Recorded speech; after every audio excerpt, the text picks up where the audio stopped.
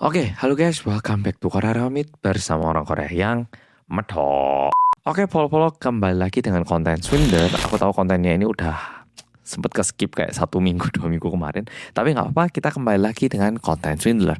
Nah, konten kali ini sebenarnya sangat berhubungan dengan polo-polo yang mungkin masih belajar, masih duduk di bangku SMP atau SMA, ataupun buat polo-polo yang punya pasangan, ataupun buat polo-polo yang bekerja sebagai seorang guru. Dan sebenarnya kejadian seperti ini kadang di Korea itu terjadi karena ada beberapa siswa atau siswi yang menyalahgunakan kekuatan hukum. Tapi kalau di Indonesia menurutku kejadian kayak gini seharusnya nggak sering terjadi. Tapi melebihi ceritanya, kayaknya cerita kali ini bakal menarik kalau polo-polo bisa ingat dengan baik, karena siapa tahu ini bisa terjadi kepada polo-polo. Langsung kita mulai. Nah, untuk memahami cerita kali ini kita perlu memahami satu tokoh sebenarnya. Bukan satu tokoh aja, tapi intinya itu dari satu tokoh, yaitu Pak Guru. Nah, Pak Guru ini lebih tepatnya guru yang mengajar penjaskes, pendidikan jasmani dan kesehatan. Tapi Pak Gurunya ini bukan sebatas guru yang ngajar di jam mata pelajaran olahraga, tapi juga merupakan guru yang melatih atlet-atlet di sekolah itu. Dan kebetulan gurunya ini ngajar di SMP perempuan. Jadi semua siswinya itu anak perempuan, oke? Nah, pekerjaannya seperti itu dan Pak Guru ini punya seorang istri dan kebetulan melahirkan anak. Nah, ceritanya berawal mula di rumahnya Pak Guru ini. Istrinya habis melahirkan anak di rumah sakit dan balik ke rumah. Nah, setelah balik, tentunya istrinya ini penuh dengan kebahagiaan karena akhirnya bisa memulai kehidupan berkeluarga. Akhirnya bisa menciptakan keluarga yang harmonis. Kayak ketika ada anak yang lahir kan kayak merupakan suatu titik mulai yang baru ya. Sehingga istrinya pun sangat bahagia. Nah, setelah balik rumah, istrinya mandi. Nah, pas mandi, kakinya itu becek. Lebih tepatnya, saluran airnya mampet. Oke, ini memang kejadian yang sangat normal, apalagi kalau di rumah banyak anak perempuan ataupun perempuan yang tinggal, karena biasanya rambut-rambut perempuan itu pasti bakal rontok ataupun jatuh dan ini menyumbat saluran di toilet. Oke, ini tentunya sangat normal, tapi yang membuat istrinya ini agak bingung adalah sebelum istrinya pergi ke rumah sakit, istrinya itu membersihkan toilet dengan sangat baik. Jadi seharusnya nggak mungkin ada rambut yang panjang gitu. Tapi waktu toiletnya ini mampet dan dilihat di bagian pembuangannya itu terlihat banyak banget rambut-rambut yang panjang. Oke, mungkin di sini ada polo-polo yang mikirnya agak jauh ke sana. Loh, tapi kan Mas Ansol, Pak Gurunya kan bisa jadi punya rambut yang panjang. Kan nggak mesti dari sini, Mas. Oke, yo bisa jadi. Tapi kan panjangnya itu yang panjang. Jadi rambut manusia yang panjang yang dimaksud. Oke, nah sehingga istrinya ini jadi curiga. Loh, saya salah. Memang ada perempuan yang datang ke rumah kita untuk mandi, dan kenapa ada perempuan luar yang mandi di rumah kita? Tentunya ini menjadi pertanyaannya toh. Sehingga selesai mandi, istrinya keluar tanya ke suaminya, "Yang, emang ada cewek lain yang mandi di rumah kita ta?" Suaminya jawab, kenapa emangnya? Kok di toilet aku lihat banyak rambut panjang? Kan itu nggak mungkin rambutmu. Itu rambutnya siapa itu? Di situ suaminya bilang, Oh, nganu itu apa? Itu adik perempuanku kemarin nih nganter makanan, terus kebetulan waktu itu agak hujan, jadi dia kena basah terus izin mau mandi katanya. Nah, mungkin waktu itu kemarin itu. Iya, tuh kamu nggak usah banyak mikir. Gak usah, kamu pasti capek. Denger itu, istrinya jadi mikir, ngapain adiknya tiba-tiba datang ke sini. Memang mungkin adiknya itu datang ke rumah mereka, tapi adiknya itu tinggal tidak terlalu jauh. Jadi kalau mandi pun pastinya mandi di rumahnya sendiri, nggak mungkin mandi di sini gitu. Karena aneh, tapi ya udahlah, daripada mikir terlalu panjang, apalagi badannya habis melahirkan, istrinya ini nyoba untuk mikir positif. Dan 3 hari 5 hari setelah itu, istrinya ini mulai merasakan sesuatu yang aneh. Memang suaminya pergi kerja kayak biasanya dan pulang seperti biasanya. Tapi entah kenapa, suaminya itu terlihat capek banget. Jadi capeknya itu bukan capek fisik yang, aduh aku hari ini capek banget, gini. Bukan, tapi capeknya itu di mental. Polo-polo pernah kan, misalnya punya temen yang punya masalah gitu. Yo dia nggak kelihatan capek, tapi dia kelihatan kayak lesu gitu loh ya. Lebih tepatnya kayak lesu, kayak rodok, kayak kurang air gitu loh orangnya. Suaminya ini terkesan agak beda dengan biasanya. Nah, karena ini terlalu mencurigakan tapi mau dilaporkan polisi juga nggak bisa, sehingga seperti biasanya istrinya ini coba pergi ke kantor detektif swasta dan meminta tolong untuk cari tahu apa kebenaran di balik rambut panjang yang ada di toilet dan juga kenapa suaminya terlihat sedikit berbeda. Nah, sampai di kantor detektif swasta diberitahu suaminya kerja di mana, fotonya kayak apa, dan minta tolong. Dan setelah semua informasinya diberikan, istrinya ini bilang, detektif swasta minta tolong ya, mulai besok langsung coba diikutin aja. Suami saya ini sibuk apa dan kenapa dia ini kok beda banget. Dan barangkali kalau ada clue yang bisa menunjukkan cewek atau seorang perempuan yang mungkin dekat sama suami saya juga mohon dicatat ya. Nah, bilang kayak gitu. Besoknya detektif swasta langsung ngikut. Tapi jam 10 detektif swastanya udah telepon ke istrinya, alias ke istri Pak Guru ini. Halo, ya kenapa Pak Detektif kok telepon saya? Ibu, ini suami ibu kerja di SMP ini kan ya bu? Iya betul Pak, kenapa? Ibu, guru penjaskesnya udah ganti bu. Suami ibu nggak ngajar di sini. Ini dari pagi kita lihat nggak ada suami ibu kesini. Kita tadi lihat emang suami ibu meninggalkan apartemen, tapi di sekolah nggak ada ini. Ibu yakin tempat kerjanya di sini? Apa nggak salah bu? Atau udah pindah gitu? Nggak Pak, nggak. Aduh Pak, kalau gitu coba saya pura-pura nggak tahu aja. Bapak coba ikutin, coba cari tahu lebih lanjut ya Pak. Suami saya ini sibuk ngapain? Malam itu suaminya pulang seolah-olah ya memang pulang dari ngajar gitu. Dan istrinya pura-pura nggak tahu daripada ketahuan gitu. Oh ya udah yang capek ya. Nah besoknya lagi detektif swastanya ini ngikutin, benar-benar ngikutin gerak-geriknya sampai ke tempat tujuan. Kalau kemarin tuh cuma ngelihat udah berangkat ditunggu di sekolah. Kali ini diikutin. Dan malam itu istrinya ditelepon sama detektif swasta. Ibu, kami sudah cari tahu ternyata betul suami ibu memang sudah tidak mengajar lagi. Saat ini kondisinya diberhentikan dari sekolah. Dan satu hal lagi bu, sepertinya suami ibu saat ini dituntut dengan tuduhan pelecehan seksual kepada anak di bawah umur bu. Dan itu yang mengakibatkan suami ibu tidak bisa mengajar. Oke, by the way, di Korea mau guru, mau PNS, ataupun pekerjaan yang digaji sama pemerintah, itu tidak boleh ada catatan pidana. Seketika ada catatan pidana, itu pasti menjadi masalah, entah dipecat atau diberhentikan. Jadi udah sesuatu yang pasti gitu. Aku yakin di Indonesia juga seharusnya kalau PNS ataupun seseorang yang bekerja untuk pemerintah itu pasti juga nggak boleh ada catatan kriminal biasanya. Jadi aku nggak yakin perbedaannya kayak gimana, kecuali perdata loh ya. Tapi kalau pidana pasti nggak boleh. Nah, detektif swastanya ini pokoknya berhasil mencari tahu kalau suaminya ini saat ini dituntut dan dikarenakan itu nggak bisa ngajar. Nah, setelah tahu ini, malam itu istrinya langsung tanya ke suaminya, Yang, kamu dari mana sih? Suaminya jawab, yuk dari sekolah lah ngajar. Aku udah tahu loh semuanya. Kamu sibuk ke kantor polisi kan? Kamu dituntut kan? Kamu beneran tak melakukan pelecehan seksual ke anak di bawah umur? Di situ suaminya bilang, Yang, kamu tahu dari mana Yang? Dan oke, toh kamu sekarang udah tahu Yang. Aku ini dijebak Yang. Kamu tahu kan aku ini orang yang kayak gimana? Aku nggak bakal Yang megang-megang anak di bawah umur kayak gini. Aku ini dijebak sekarang. Padahal di Korea ini memang kadang ada kejadian kayak siswi gitu. Mereka melaporkan guru laki-laki atas pelecehan seksual. Dan biasanya kejadian kayak gini agak susah untuk membuktikan tidak bersalah. Jadi misalnya nih polo-polo ya, polo-polo lagi guru ya, guru laki-laki. Tiba-tiba nggak melakukan pelecehan seksual ini ya, tidak melakukan pelecehan, nggak pernah megang, nggak pernah gimana, mendapatkan tuduhan kalau pernah melakukan pelecehan seksual. Terus polo-polo disuruh membuktikan kalau kamu tidak pernah.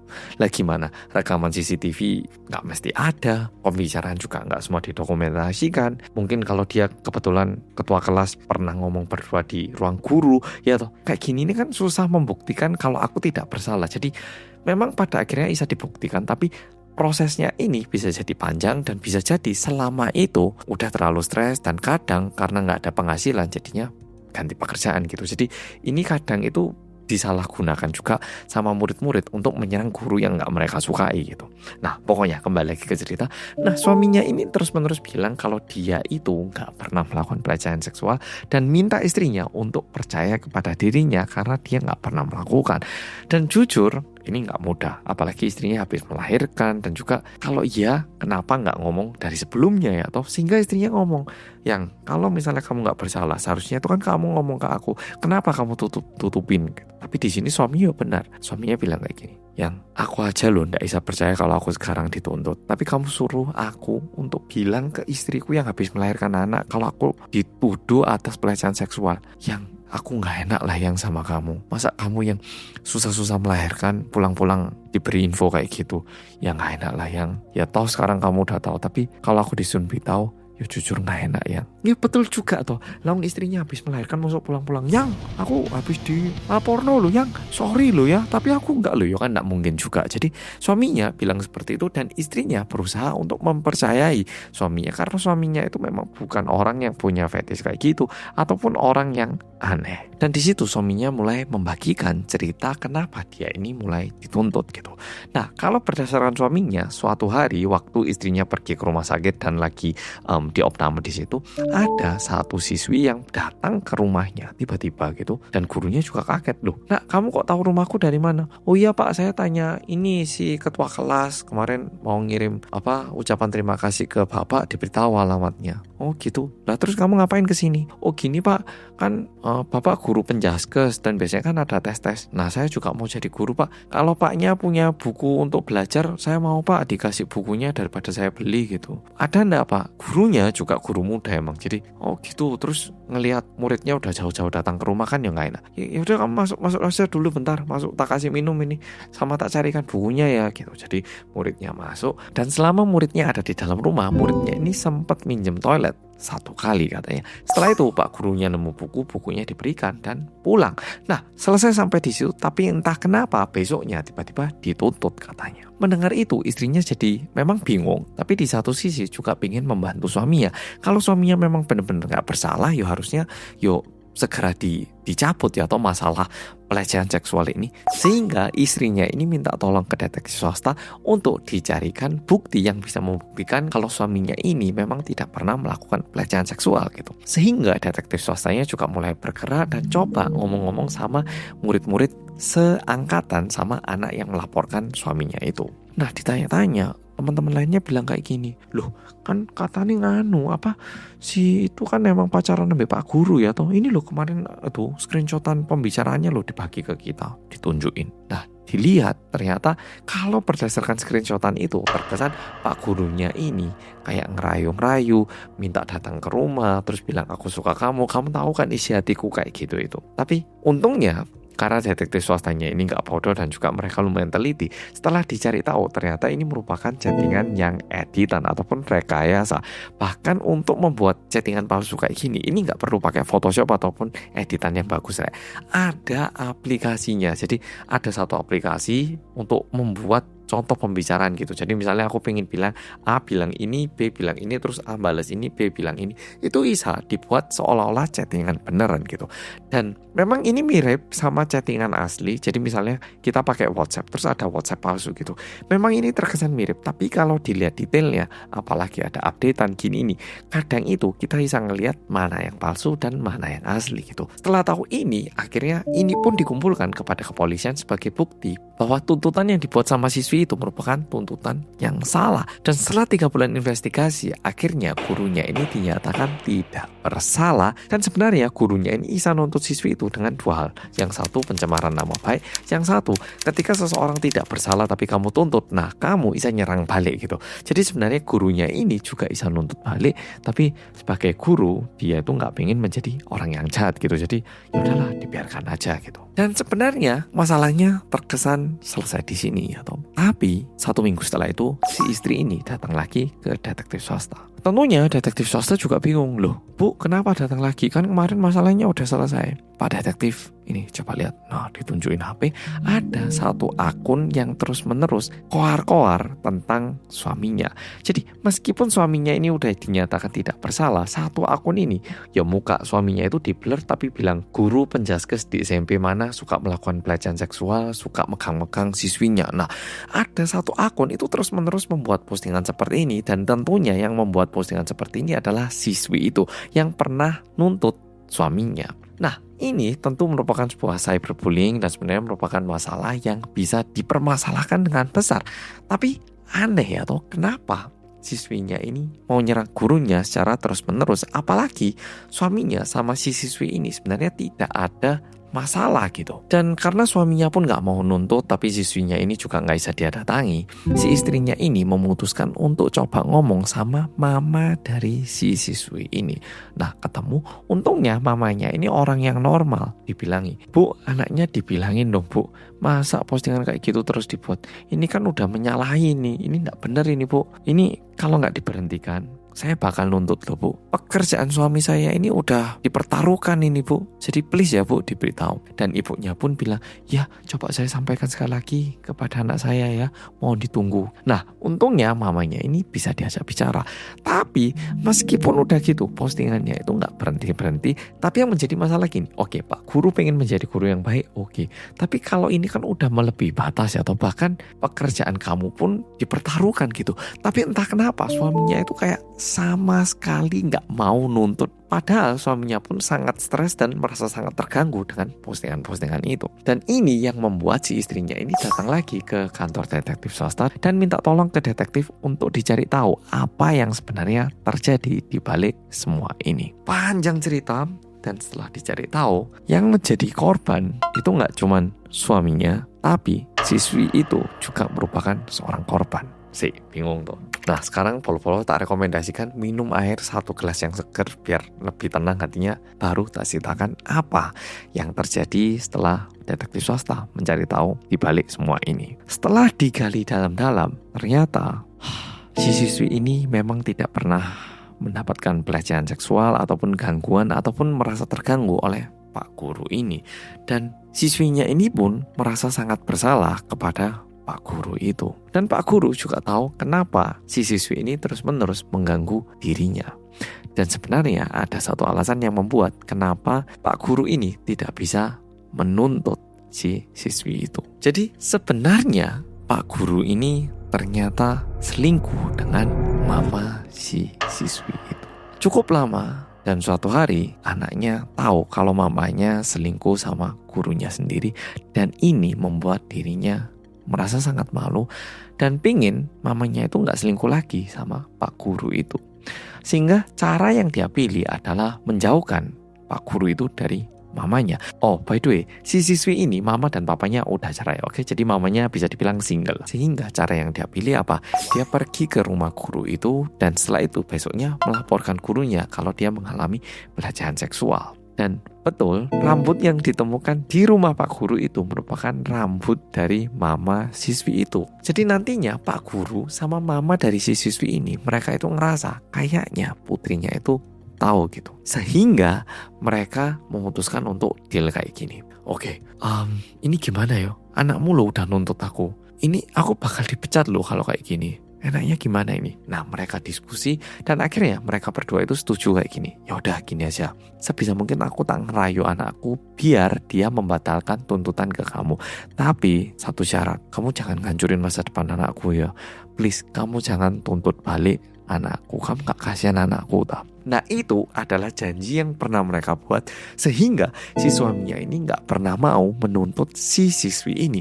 Meskipun si siswinya ini terus-menerus mengganggu. Dan tentunya kenapa si siswi ini terus-menerus ngeposting ini? Karena dia tahu kalau mamanya sama gurunya itu masih selingkuh. Dan setelah tahu semua ini, si istri langsung pergi ke sekolah. Dan di situ istrinya ini langsung labrak mama dari siswi itu bersama dengan suaminya. Dan pada akhirnya si istri sama Pak Guru ini akhirnya berakhir dengan perceraian.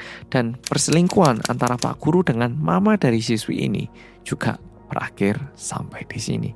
Nah sebenarnya perselingkuhan bisa terjadi. Orang kadang nggak bisa sih. Sebenarnya nggak bisa diampuni juga sih. Masalahnya gini, mereka selingkuh itu dosa mereka kena hukuman nggak apa-apa. Tapi bayangkan anak yang baru lahir, tapi dia harus kehilangan ayahnya karena ayahnya baru saja selingkuh sama cewek lain. Dan itu yang terjadi kepada anak Pak Guru ini. Bahkan anaknya baru balik dari rumah sakit, bayang loh, baru balik dan keramaian ini terjadi. Dan setelah keramaiannya ini dibongkar, ternyata suaminya selingkuh. Sehingga mereka berdua memutuskan untuk bercerai. Oke, Polo-Polo, cerita Swindler kali ini sampai di sini. Memang si siswi itu bisa dibilang agak berlebihan atau gimana, tapi di satu sisi itu satu-satunya cara yang bisa dia lakukan untuk mempertahankan mamanya. Mungkin dia nggak pingin kehilangan mamanya, atau dia nggak pingin punya mama yang memalukan seperti itu. Memang caranya nggak sepenuhnya betul, tapi juga bisa dibilang sepenuhnya salah. Oke, Polo-Polo, makasih sudah nonton video kali ini dan sampai jumpa di video berikutnya.